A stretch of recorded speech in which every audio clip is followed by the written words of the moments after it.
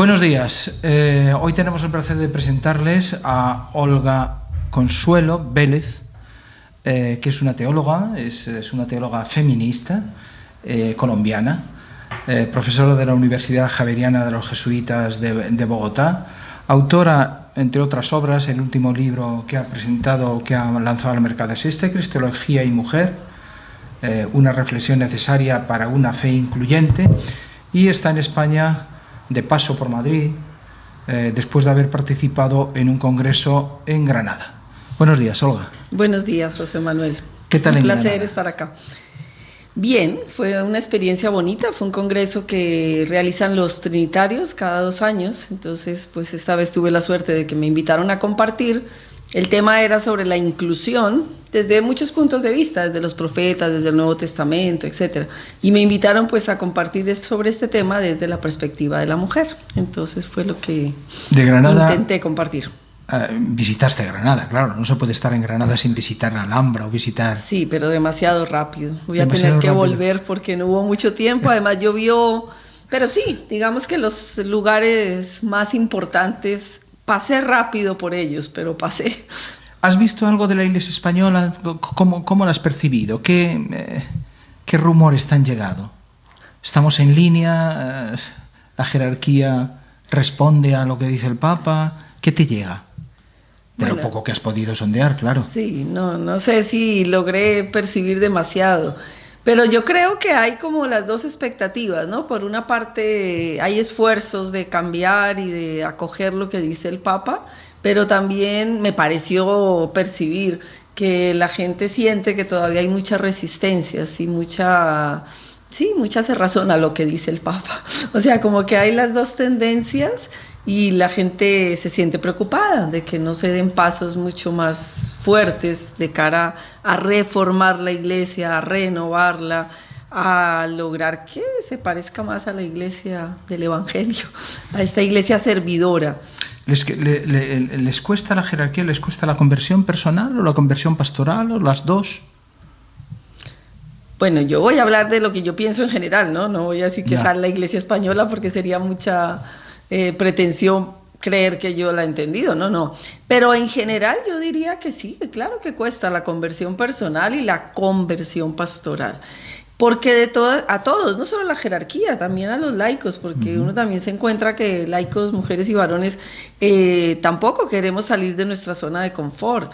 Entonces uno ya se ha acostumbrado a una manera de ser iglesia o de evangelizar y no quiere cambiar.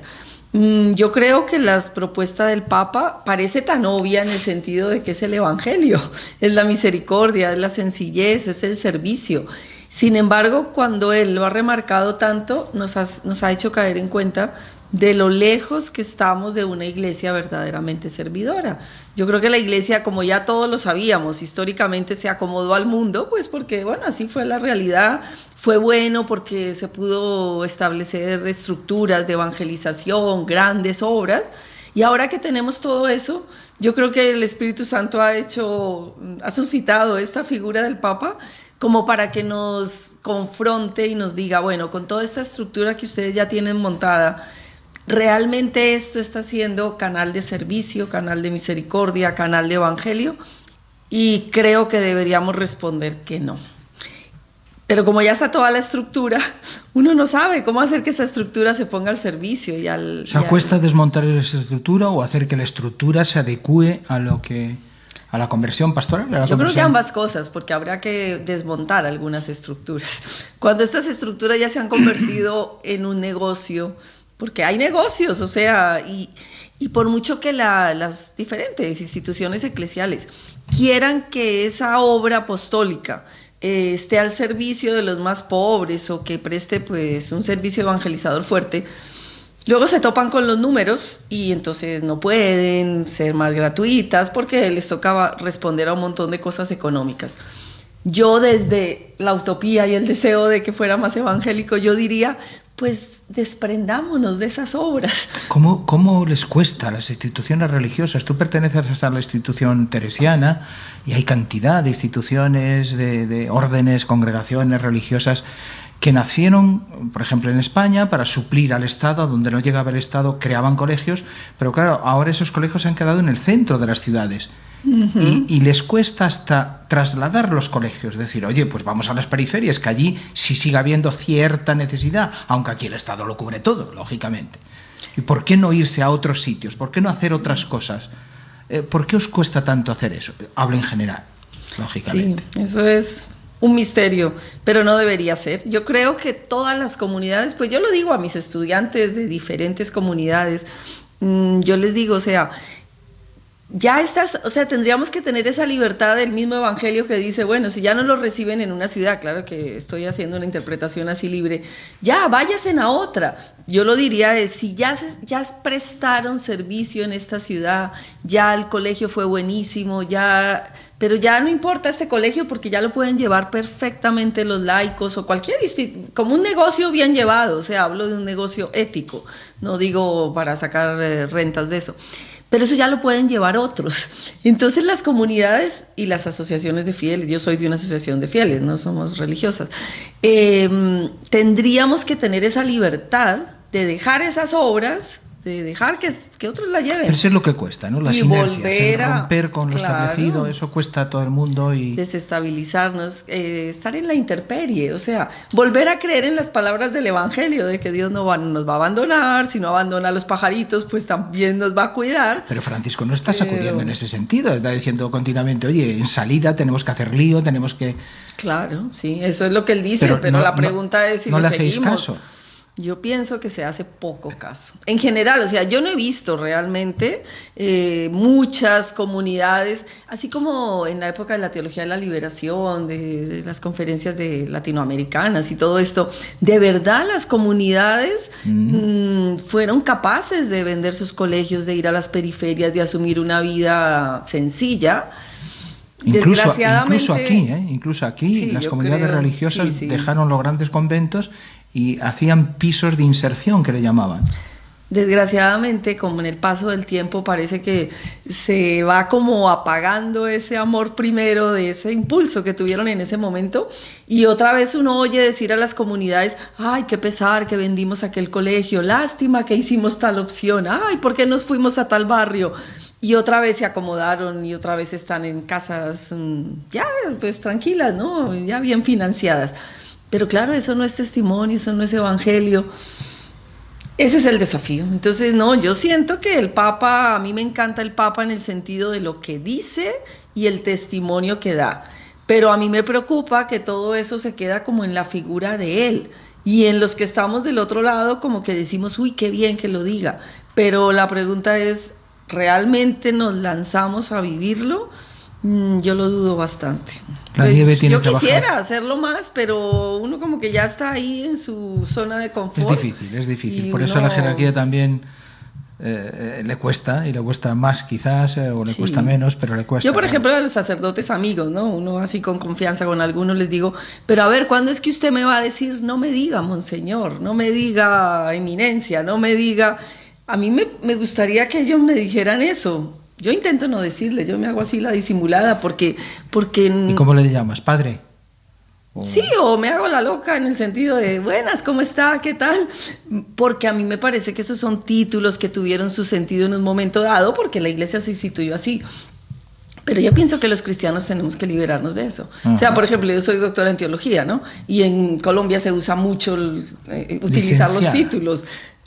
No, doctorado, pero no, a mí me gusta que me llamen por el nombre, entonces yo continuamente le digo a la gente así, o los mismos alumnos, doctora, no sé qué, yo, no, Consuelo, o sea, uno tiene, a mí me gustaría que, por lo menos nosotros los que se supone que vivimos, que queremos vivir el evangelio, que fuéramos capaces de desprendernos de títulos, de privilegios, que eso no fuera lo importante. Y por ejemplo en los congresos también a veces yo digo, cuando lo presentan a uno, ¿no? Antes de la conferencia, y dan esa larga historia de que fuiste no sé qué, de que escribiste tal cosa, de qué tal. Bueno, hay un mínimo que hay que decir como para que el público sepa qué caminos ha hecho uno.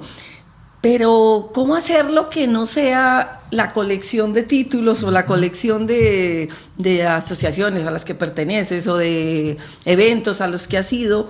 O sea, ¿cómo ser capaces de mostrarnos como personas sencillas, de a pie? que compartimos lo que intentamos vivir, con muchas deficiencias, pero no con esos títulos por delante o con el honor por delante. Claro. Hablemos de teología. Ya que hablamos ahora de teología, tú eres, acabas de escribir este libro, Cristología y Mujer, y estás especializada en la teología feminista. ¿Se puede decir así? Aquí lo de teología feminista no suena demasiado bien, suena como... Sí. A ver, yo creo justo en la conferencia que di aquí y otras que he dado últimamente, bueno, yo no sé si me he especializado en la teología feminista. Digamos que es un campo que es actual. ¿Cómo hacemos que la mujer en la sociedad y en la iglesia tenga su verdadero protagonismo? Ese protagonismo no lo hemos tenido y eso nadie lo puede negar, y si alguien lo niega, pues yo no sé en qué mundo vive. Entonces, lógicamente, estamos en este esfuerzo de estar más protagónicas. La palabra, o sea, hay que distinguir feminismo, hay muchos feminismos. Entonces posiblemente uno tiene que decir, yo soy del feminismo que reclama derechos básicos, civiles, fundamentales de las mujeres. No soy del feminismo proabortista o de otro tipo de feminismos. Entonces hay que hacer esa aclaración. Pero lo que uno no puede dejar de reconocer es que el feminismo es un movimiento social que nos ha permitido a las mujeres tener derechos. Entonces, como que echar todo en el mismo saco y decir, no, el feminismo siempre es negativo, pues es una ceguera. No, el feminismo nos ha abierto las puertas, ese tipo de feminismo. Es fácil descalificar así, se descalifica todo el conjunto y ya está. Sí, se descalifica todo, y yo creo que no, porque casi que le tendríamos que agradecer a aquellas feministas que levantaron la voz, por mucho que a veces hubiera sido muy fuerte, pero es que si no lo hacen tan fuerte, no se escucha. Un movimiento social que se sigue necesitando, que sigue haciendo falta. Exactamente, claro. Y ahorita es tan claro todo esto de la violencia de género, del feminicidio, y si no fuera por las mujeres que están en ese campo feminista, pues todo eso no saldría a la luz y no se lucharía contra eso. ¿No te da pena y vergüenza la Iglesia que en ese campo está tan lejos, tan lejos? Bueno, pues diría que ¿por qué estoy yo metida como en ese campo? Casi, en realidad mi especialización primera fue el método teológico, nada que ver con esto de la mujer, sino esa fue mi tesis doctoral. Pero ¿por qué poco a poco uno va explicitando esta realidad de las mujeres? Porque, justo por lo que acabas de decir, porque la pregunta que uno se hace es, bueno, ¿por qué la religión, el evangelio y la iglesia no ha promovido más a la mujer? Porque incluso uno puede sentir que a veces la iglesia ha contribuido con su silencio o con sus actitudes a mantener el lugar subordinado de la mujer. Entonces, ¿qué es la teología feminista a grandes rasgos? Sin entrar en los detalles particulares.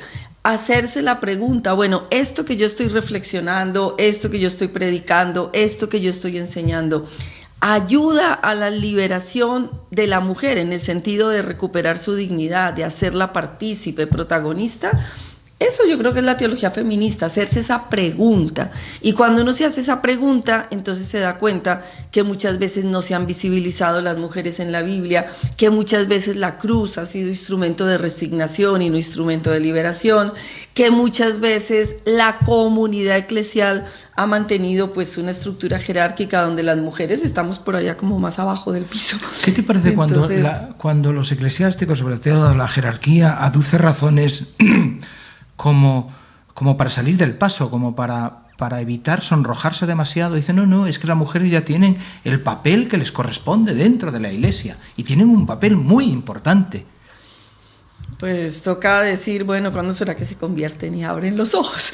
Y también nos comparan con la Virgen María, ¿no? También hay algunos que hablan, pero ¿de qué se quejan si ustedes son como la Virgen María? Y la Virgen María es súper importante en la iglesia. Pues sí, muy bien, pero es que nosotros no queremos ser solo como la Virgen María, sino que tal vez queremos ser y tenemos derecho a ser lo que dice Génesis 1:27. Dios nos creó a imagen suya, varón y mujer nos creó. Entonces, no es que queramos estar por encima del varón, queremos estar igual que el varón. Pero se acusan de buscar el poder. Pues sí, pero es que en la iglesia me refiero. Es decir, no, es que, claro, ese camino nos lleva a que las mujeres lleguéis a la ordenación, que es lo suyo, es lo lógico, me imagino, para vosotras, ¿no? Sí, bueno, este tema de la ordenación es complejo y uno no puede como, o o sea, tiene que entender las razones históricas por las que en este momento estamos como estamos. Pero buscar el poder en su sentido esencial no es la ordenación. Buscar el poder es estar en los niveles de decisión. La pregunta es por qué los niveles de decisión tienen que ser siempre ocupados por clérigos. Cuando en la historia de la Iglesia, o sea, no es imposible que un laico pudiera ejercer una función de nuncio o de cardenal, todas estas cosas que en la historia de la Iglesia se saben, sino que se han reservado solamente a los varones clérigos. ¿Por qué no abrir el horizonte para que ese nivel de decisión, en ese nivel de decisión estén presentes los laicos, varones y mujeres, y no solamente los clérigos? Yo creo que eso es una deuda que la Iglesia tiene y tiene que responder a ella más temprano que tarde, porque pero parece que no la a quiere este pagar, paso, ¿no? Pues, claro, es que estamos llegando ya tarde, ya es muy tarde. Llevamos, decía Martini, que llevábamos 200 años de retraso, pero yo creo que en este tema llevamos muchos más. Sí, eso es verdad, pero bueno, yo quisiera hacer como agrandar el horizonte. Iglesia ya sabemos que somos todos, que no es solo el clero, ¿no? Cuando hablamos de iglesia parece que solo estamos hablando de la estructura eclesiástica. Entonces, pues sinceramente pienso que los laicos, si nos sentimos iglesia, pues nos tenemos que, o sea, si ya tenemos esta mentalidad, si ya creemos que necesitamos estar en los niveles de decisión y además que podemos estudiar teología y podemos dar una palabra en cierto sentido autorizada, porque no la estamos sacando de la ignorancia, la estamos sacando de un estudio serio, reflexivo, pues levantar esa palabra, participar en la medida que se puede, actuar en coherencia con lo que creemos. Entonces, intentar trabajar en esta iglesia donde todos somos iglesia y donde nos sentimos con el deber y el derecho de decir una palabra desde nuestra vocación, desde pero nuestra Consuelo, misión. eso lo lleváis haciendo al menos durante los últimos 40 años, desde el concilio hasta aquí, ¿no? Y no se ha avanzado prácticamente, estáis en el mismo lugar. Bueno, digamos que se ha avanzado. ¿En qué sentido? Que hay más laicos y laicas estudiando teología, que hacemos eventos donde se reflexiona y donde pues la presencia del jerarca no es indispensable para adelantar en pensamiento, para adelantar en compromiso, para crear comunidades donde se viva la fraternidad. Entonces, pues, o sea, entiendo lo que tú me quieres preguntar y estoy de acuerdo, pero como que uno dice, bueno, pues si del otro lado no cambia, vivamos nosotros con esa coherencia de lo que creemos, sabemos, enseñamos y bueno, intentamos dar testimonio de eso. Entonces, pero los laicos tendríamos que hacer una especie de revolución en la iglesia, decir, oye, somos tan iglesia, como decías tú, como el clero, y el problema de esta iglesia, que denuncia también el Papa, es el clericalismo. Mientras no desclericalicemos, os irá así, a vosotras también, claro, a vosotras más. Sí, pero tú sabes que tenemos una mente colonizada y el clericalismo no viene solo del clero, sino también de los laicos. Entonces hay que trabajar porque el laicado dejemos esa mentalidad clericalizada. En la medida que la dejemos, posiblemente vamos a ayudar a que al clero le toque bajar un poquito de ese nivel, porque ya no los miramos con esa actitud de subordinación. No, lo miramos de igual a igual. O sea, uno ya le puede decir a su párroco, pues lo siento, pero usted eso que acaba de decir no es así. O pues si usted no abre este espacio, pues tocará irse a otra parroquia. Que a mí me ha pasado en mi barrio, digamos. No, me tuve que ir a otra parroquia hasta que cambiaron de párroco, porque no, pues si no hay espacio, pues toca esa cita que te digo, sacudir los pies, el polvo de los pies, irse para otro lado, porque ¿qué hacemos? Espacio. O sea, uno no puede pelear ahí contra paredes de cemento que no se mueven. Y bueno, y en la medida que publiquemos, en la medida que enseñemos, en la medida que nos quitemos esa mente patriarcal, clerical, androcéntrica, sumisa, pues sí, somos distintos. Eso va a costar... Aunque las cosas se están acelerando a nivel social, se están acelerando, al menos en Europa se nota muchísimo estos últimos años en España, y me imagino que eso cuestionará también a la institución, es decir... Ojalá que sí. Yo creo que algo sí, incomoda también, ¿no? Entonces algunos se sienten incómodos y entonces ya nos miran, ay, esas teólogas, esas que hablan, esas que escriben. O sea, uno siente también como el rechazo. Pero personalmente yo creo que el martirio del que hablábamos, del seguimiento de Jesús, también viene por ahí. Ser capaz de decir una palabra sabiendo que vas a incomodar, sabiendo que le vas a caer mal a según qué personas, sabiendo que algunos van a hablar mal de ti porque no les gusta que uno sea capaz de decir las cosas por su nombre. Bueno, pero también ese es el martirio cristiano que hay que vivir, o si no, ¿cuándo es que uno va a vivir la cruz? O sea, la cruz no es la sumisión y el aguante. La cruz es el uno levantar la voz, el uno decir lo que piensa, el uno denunciar lo que le parece que no debe ser. Porque hay situaciones todavía hoy insostenibles. En el último sínodo veíamos a las superioras religiosas que no pudieron votar cuando los superiores mayores religiosos sí podían votar. Sí, esas cosas. Hicieron una manifestación, hicieron un encuentro, pero no fue capaz, la ley estaba escrita así. Esas cosas son un poco claman al cielo. Y vista desde una teóloga feminista como tú, tienes que decir, bueno, esto es irrecuperable, ¿no? Sí, eso clama al cielo y uno no entiende cómo sigue pasando. Pero a uno lo que le alegra es que la gente cada vez va siendo más consciente. Entonces, por ejemplo, en el Sínodo de Jóvenes, ¿no? Esa foto que salió el Papa, los cardenales y luego todos los demás obispos, y mucha gente hizo el comentario, no solamente como los de dentro, por decir así, sino también los de fuera como diciendo, y bueno, y los de dentro también, diciendo, esa foto ya empieza a molestar a los ojos. ¿Dónde están los jóvenes? O sea, es un grupo de señores, de cardenales ya mayores, hablando de los jóvenes. ¿Cuánta palabra? O sea, la gente ya se pregunta, pero uno antes no lo hacía. Era como tan normal, uno aceptaba eso como que, y la foto no te decía nada. Y ahora mucha gente ha visto incómoda esa foto y la ha criticado. Y ellos mismos y la jerarquía mismo ya se siente también incómoda ante esa situación. Entonces, yo creo que poco a poco, en la medida que las personas levanten su voz, pues va a haber como esa posibilidad de cambiar. Posiblemente en un próximo sínodo van a intentar no sacar una foto así. Parece para que sí. No haya Además tanta... que por ley en el próximo sínodo parece que se va a cambiar esa actitud. A nivel civil se consigue, al menos en los países que yo más conozco, en España en concreto, se va consiguiendo la paridad por ley. Es decir, se obliga a que haya listas paritarias, por ejemplo, en las elecciones.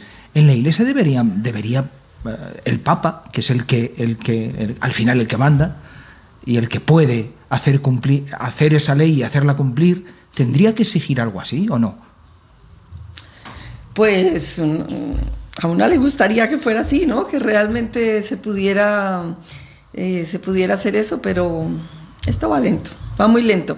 Ahora, también es curioso cómo las mismas mujeres tenemos la mente tan colonizada que ni siquiera exigimos eso, sino que porque justamente anoche yo hablaba con una amiga, ¿no? Y me decía, no hablando de la iglesia, sino de la sociedad, no, pero ¿por qué tiene que haber estas leyes paritarias? Que la mujer llegue por sus méritos. Y yo le decía, oye, ¿por qué somos tan exigentes con las mujeres? O sea, ¿cuándo dice uno que el hombre llegue por sus méritos? No, en cambio a la mujer nos hacen hacer siempre el esfuerzo de que como que nos toca ser doblemente buenas para poder estar en un lugar, y son las mismas mujeres las que a veces dicen eso.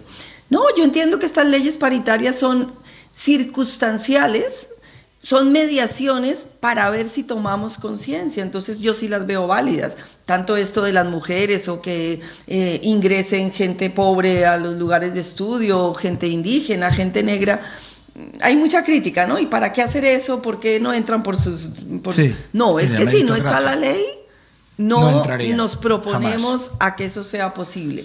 Que esa ley, el día que sea posible, se quite, pues es lo que toca. Pero sí, tocaría algo así. Yo pienso que la iglesia debería de hacer este esfuerzo de decir que de verdad haya una correspondencia. Paridad. En los congresos se está intentando, por ejemplo, este congreso que yo acabé de ir, una persona me dijo después, es que hace 2 años nosotros dijimos, ¿dónde están las mujeres? Que todos eran hombres. Entonces, en éramos como 4 mujeres. Bueno, son esfuerzos, quién sabe si para el otro congreso se acuerden o se olviden. Y yo a veces digo, esto es muy chistoso, ¿no? Porque toda la vida los congresos fueron de hombres, pues en teología me refiero, ¿no? O sea, los ponentes eran hombres. Y nunca nos quejamos.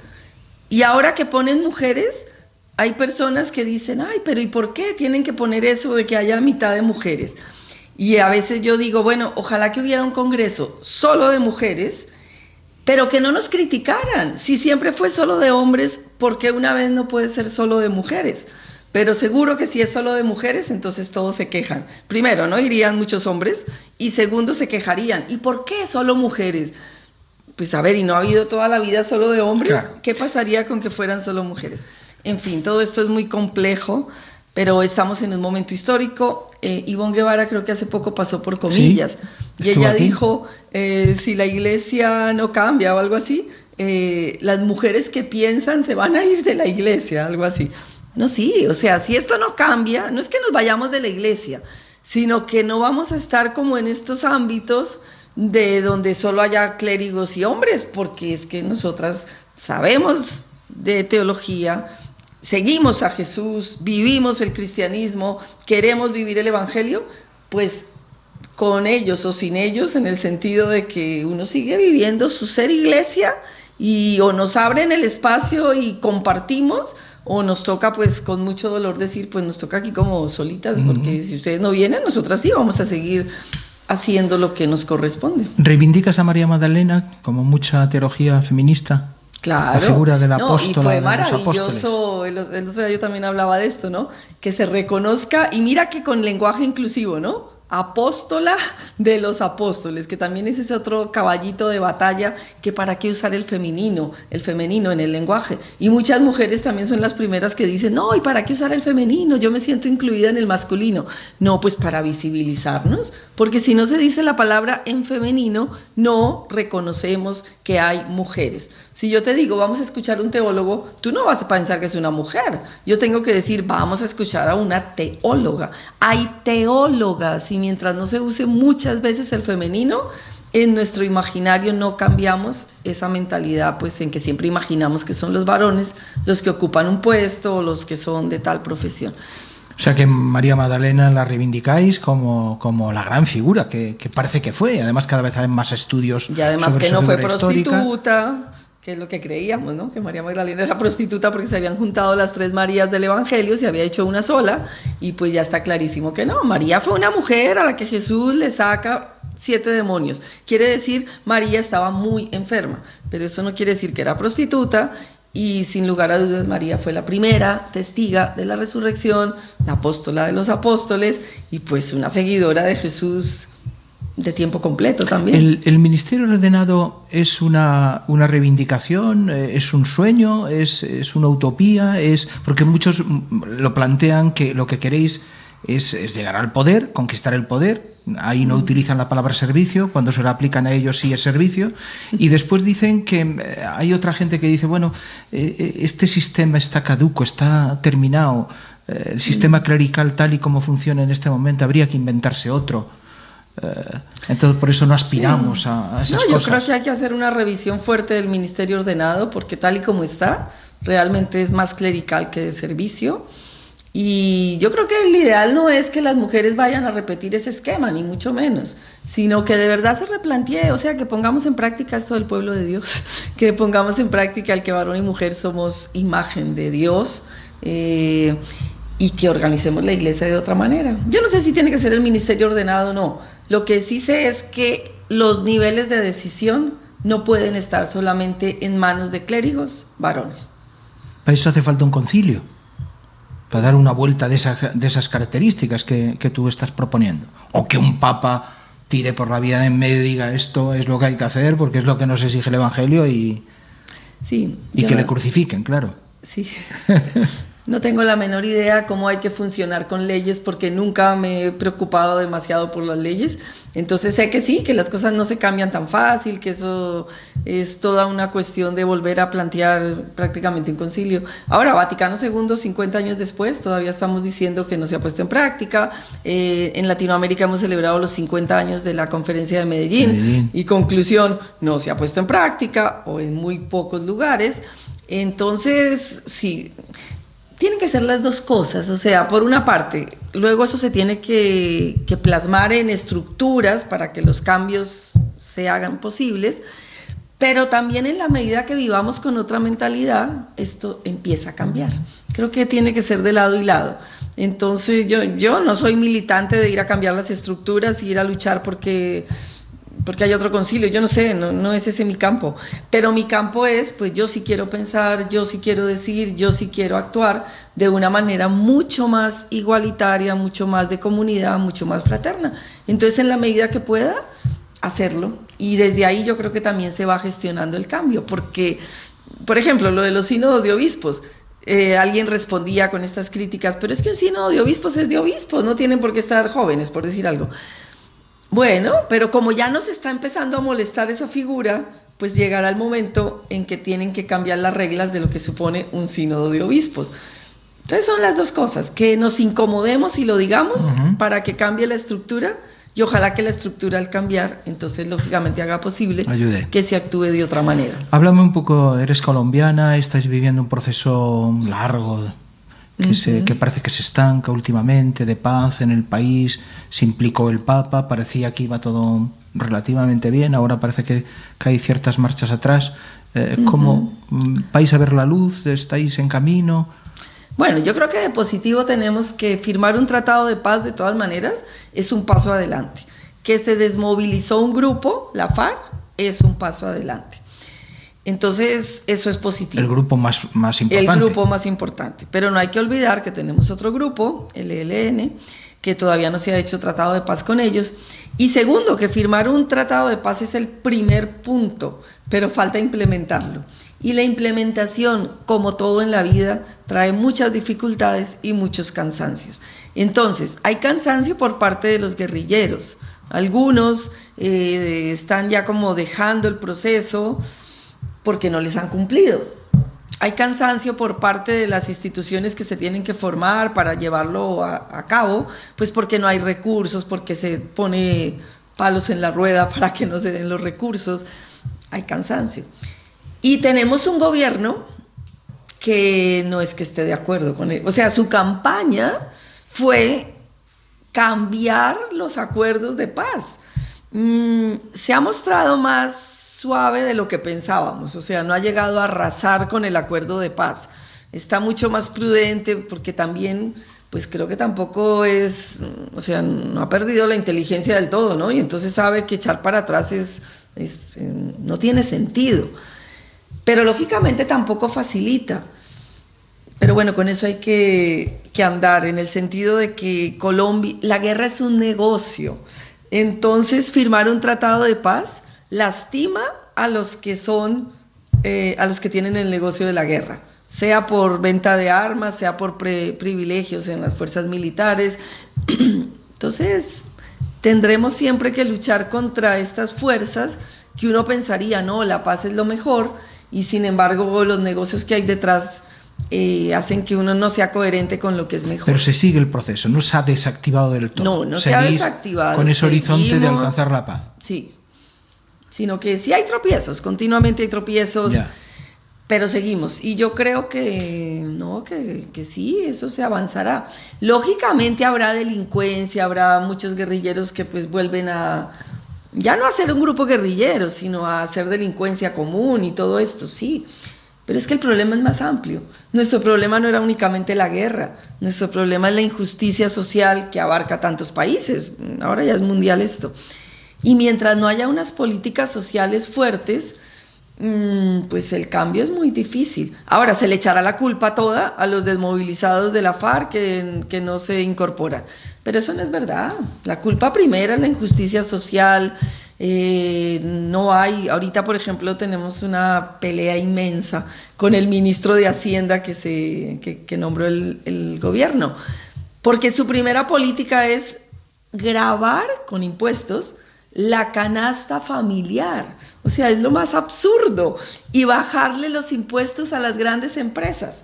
El Papa ya dijo en sus escritos, esa ley del derrame nunca se ha cumplido, o sea, que tú le bajas a las grandes empresas impuestos que para que luego ellas retribuyan a los pobres con empleo.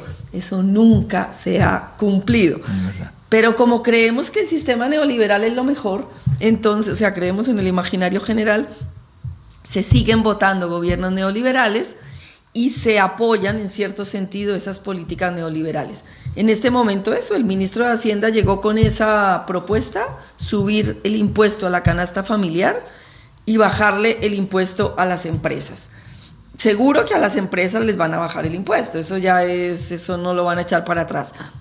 Pero hay una lucha y parece que se está ganando de que no, que la canasta familiar no se grave más y se intente gravar otras cosas. No sé, bueno, se quieren gravar las pensiones, por ejemplo, las jubilaciones, de según qué monto para arriba. Pero es que ese monto para arriba que quieren grabar, ese monto todavía es demasiado pequeño, eso es también un absurdo.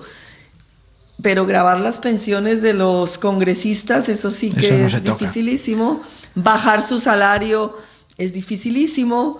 No, claro. O sea, la situación, la guerra pues nos ha dado un respiro haber hecho ese acuerdo, pero lo que no podemos decir es que en Colombia las cosas están bien. Sigue estando precaria la situación. Porque las situaciones de injusticia social, de un sistema neoliberal imperante, que hace que sigue empobreciendo a los más desfavorecidos y sigue favoreciendo a los más ricos. Y que además sigue arrasando, parece que en toda Latinoamérica, es decir, porque el movimiento se está extendiendo.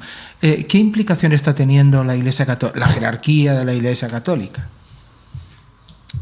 Bueno, en Colombia tenemos que reconocer que en cierto sentido la Iglesia ha apoyado el proceso de paz en muchos sentidos. La Iglesia se ha implicado, la Iglesia ha sido favorable a los acuerdos, etcétera. O sea, pero ¿por qué no tuvo más remedio?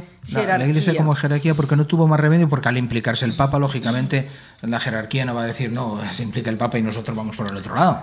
No, yo creo que siempre hubo una porción de Iglesia jerárquica muy comprometida con la paz.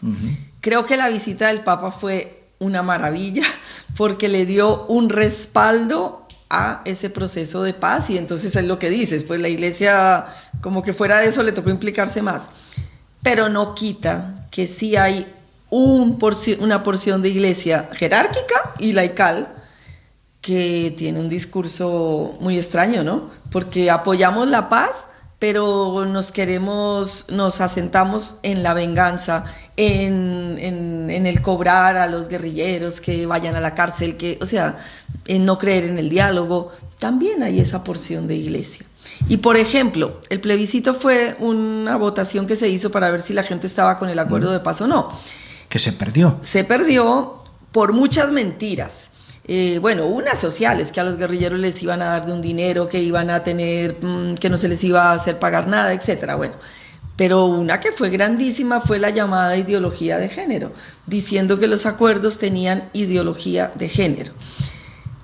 Eso fue promovido por las iglesias cristianas, no católicas, pues no por todas, pero por sectores de esas iglesias, y por una porción de la Iglesia Católica. Se perdió el plebiscito.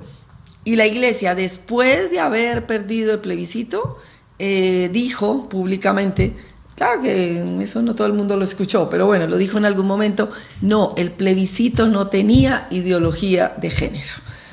Fue un poco tarde, para decir la verdad, ¿no? ¿Verdad? El plebiscito tiene perspectiva de género, que quiere decir que las mujeres fueron víctimas de la guerra,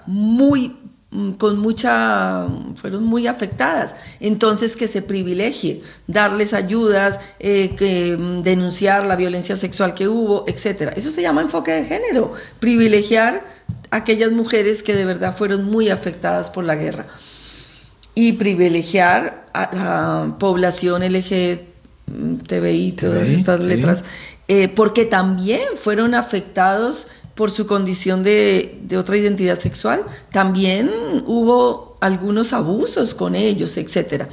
Eso se llama enfoque de género, eso no se llama ideología de género. La Iglesia Católica reconoció en sus voceros, en el cardenal, dijo en algún momento dado, es verdad, el plebiscito no tiene ideología de género. Pero lo dijo un poco tarde, lo dijo muy en silencio. ¿Se sigue sintiendo de alguna manera todavía la herencia de Castrillón, de López Trujillo, de las grandes figuras cardenalicias colombianas que marcaron toda una etapa y que fueron decisivas, entre otras cosas, en la condena de la teología de la liberación. Yo creo o sea, algún sector, pero digamos que los que ya íbamos en la línea de la teología de la liberación, por muy perseguida que hubiera sido, ahora con la celebración de los 50 años de Medellín y con este Papa, nos hemos vuelto a sentir como que a pesar de la persecución que hubo, no se cayó ese horizonte liberador, no se pudo apagar y cortar definitivamente una teología mucho más comprometida con los pobres. Entonces, pues seguimos trabajando en esa línea. ¿Pero habéis pasado de la resistencia a la acción? ¿O todavía seguís un poco ahí? O sea, yo creo que hay las dos posturas.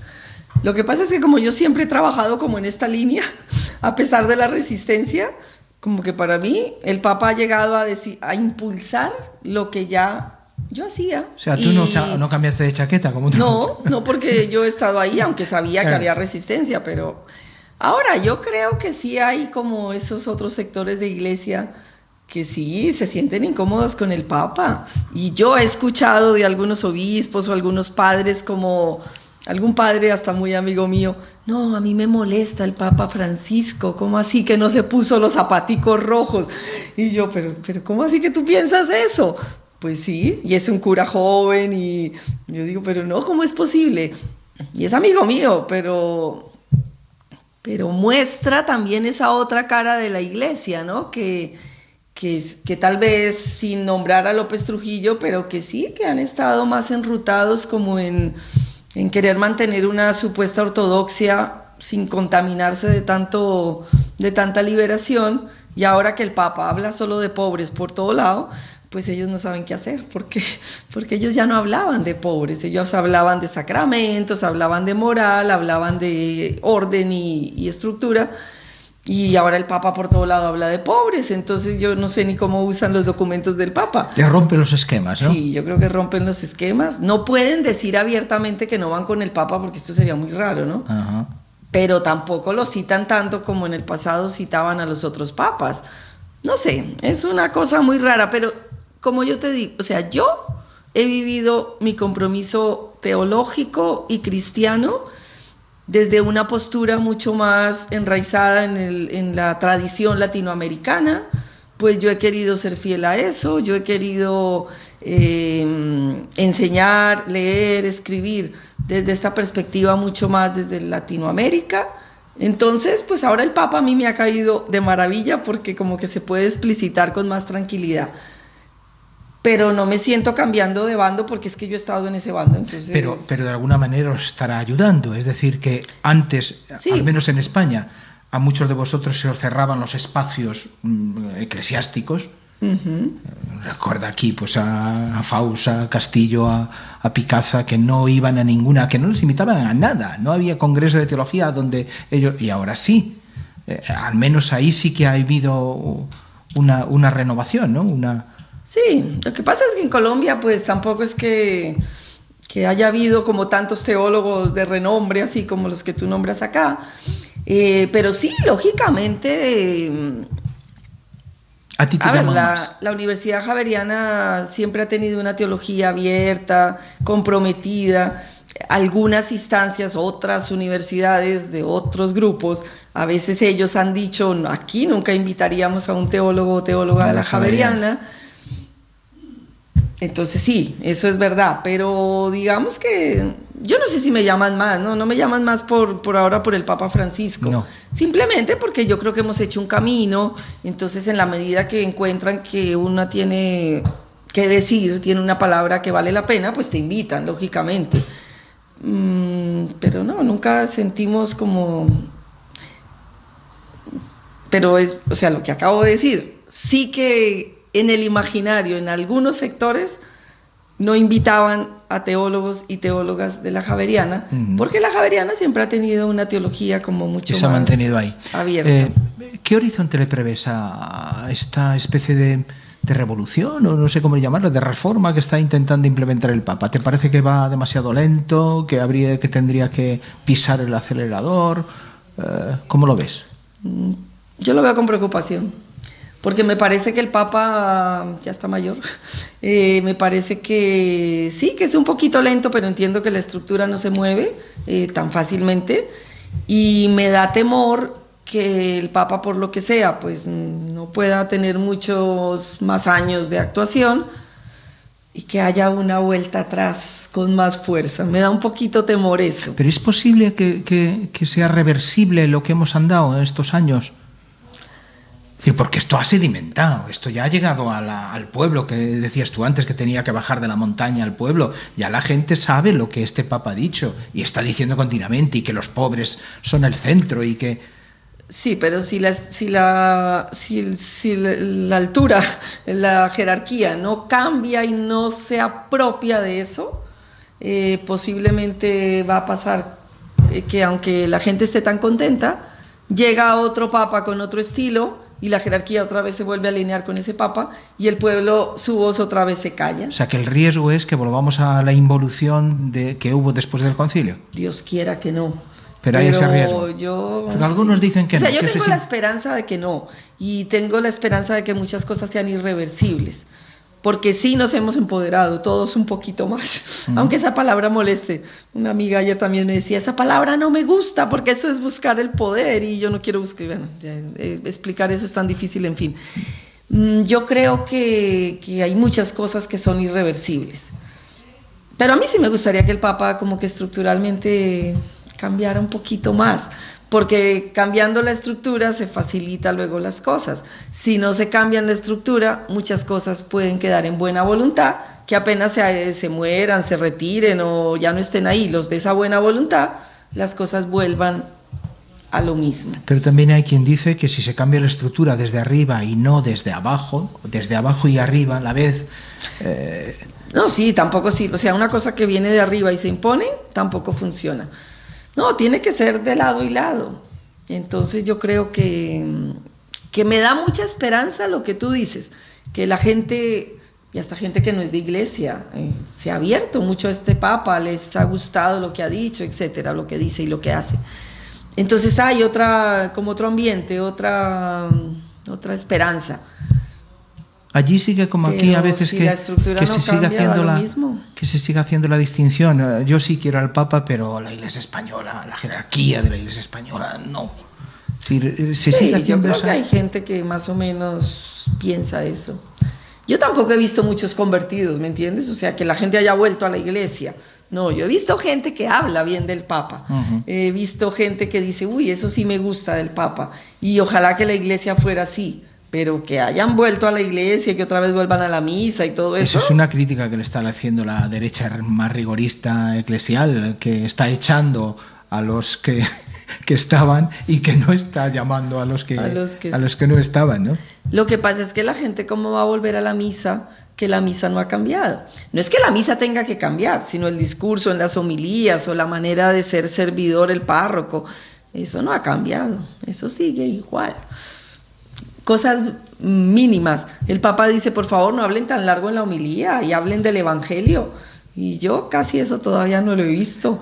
O sea, los padres siguen empeñados en hablar de los temas morales largo y a veces sin referencia al Evangelio. O sea, ponen la primera frase del Evangelio que leyeron, pero ya ahí mismo se van a los temas de siempre, a regañarnos. Porque no vamos a misa, porque se apoya el aborto. O sea, los que vamos a la misa, que somos los que no apoyamos aquello, nos regañan sobre todo regañar por lo que no hacemos. Entonces, ¿esperanza sí tienes?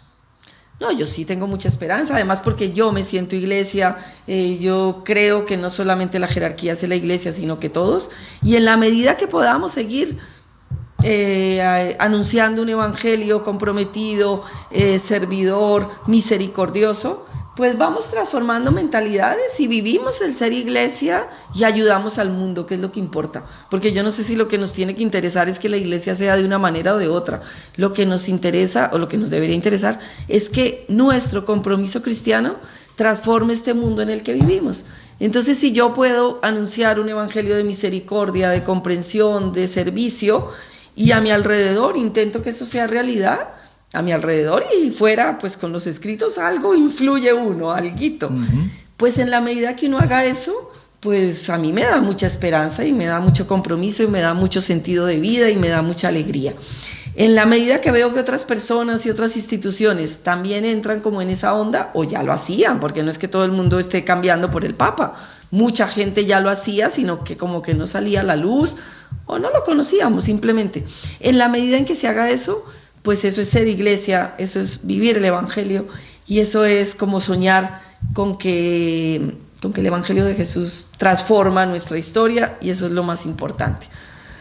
Y en la medida que podamos, pues seguir insistiéndole al clero, por favor, escuche lo que dice el Papa. Yo estuve en un congreso hace relativamente poco en México y yo le di, eran muchos obispos que había por ahí, mexicanos, y en mi charla yo dije, es que para que esta pastoral cambie, el clero tiene que ir adelante, en medio y detrás. Yo pienso que ustedes casi siempre van adelante, pero yo no los veo en el medio y detrás. Y mucho menos detrás. Claro que fue muy chistoso porque yo dije la charla, todo maravilloso. Y luego llegó la persona que organizaba la liturgia. Dentro de mi idea también está que en la liturgia ojalá que se mezclaran más todos, ¿no? Porque no importa que todos estén adelante, el padre puede celebrar estando atrás cuando hay un montón de padres con celebrantes. Apenas, o sea, ya había acabado mi charla y todo, ¿no? Y ya era la liturgia que venía. Y la persona que celebraba, una persona laica, por favor, los señores obispos pasen adelante, detrás los sacerdotes y el clero siéntese allá atrás. Y entonces otra gente se reía y decía, pero miren, acabaste de decir que se podría poner en práctica en ese ejemplo tan sencillo. La escenificación. No se logra cambiar. Así pasó, por ejemplo, en el Congreso de Medellín que hizo el CELAN, en Medellín, siempre el clero, y como había mucho clero, o sea, se notaba demasiado, y yo no entiendo por qué no son capaces de mezclarse un poquito más, hubiera sido tan bonito, eso es el pueblo de Dios, pero no, siempre hubo un montonón de padres adelante y nosotros atrás. Y la clase de tropa atrás. Exacto, sí.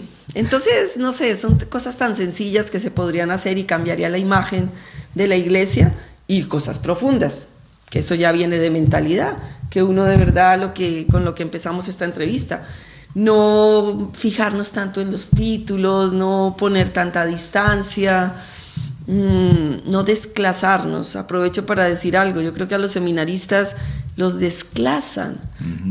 Los seminaristas son, por lo menos los de Colombia, hablo de lo que conozco, mucha gente es muy sencilla y cuando entran al seminario les obligan a vestirse. O sea, estoy hablando de algo externo, pero eso ya es señal.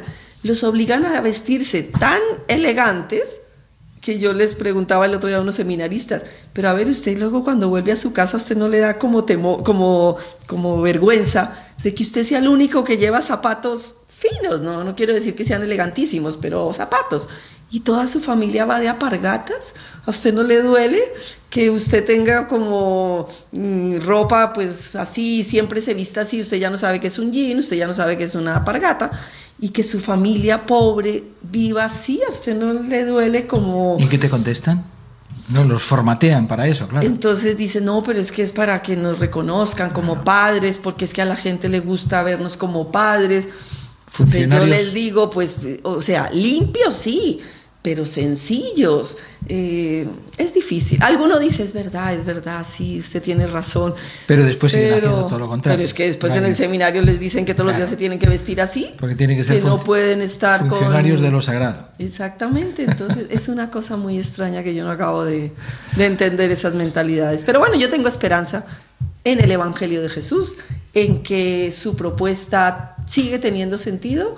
Ahora que no tiene que ser de masas también, lo que pasa es que estamos acostumbrados a que como la iglesia ganó poder en la sociedad, entonces queremos que eso siga eternamente. Pues de pronto es el tiempo de volver a ser muy humildes, muy sencillos y volver a ser esas semillas de evangelio, que en otras instancias vivamos los valores del evangelio sin necesidad de tener esas grandes estructuras que nos hagan visibles. Nadie nos impide de ser coherentes en lo pequeño, en lo sencillo y en donde nos movemos, y que otra vez pues el Evangelio de Jesús sea esta realidad desde abajo que transforma la sociedad y la iglesia, y es lo que nos interesa, no es la iglesia que triunfe, sino el Evangelio que se viva, y pues esa es mi esperanza. Exactamente. Amén.